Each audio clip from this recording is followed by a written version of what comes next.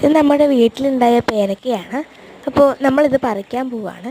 അപ്പോൾ ഇന്നത്തെ വീഡിയോ എന്ന് പറയുന്നത് ഈ പേരക്കയുമായിട്ടുള്ള ഒരു റെസിപ്പിയാണ് കേട്ടോ.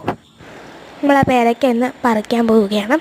നന്നായിട്ട് നല്ല 2 കായ്കളാണ് ഉണ്ടായിട്ടുള്ളത്. നല്ല വലിപ്പമുണ്ട് കേട്ടോ. അപ്പോൾ നമ്മളത് പറിക്കുകയാണ്.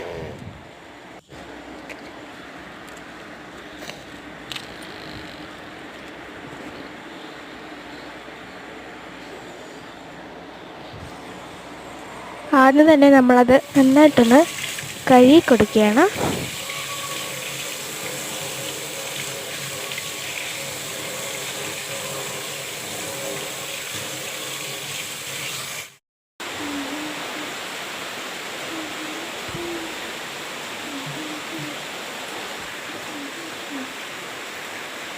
ഇനി നമുക്കതൊന്ന് അരിഞ്ഞ് പീസാക്കി എടുക്കാം.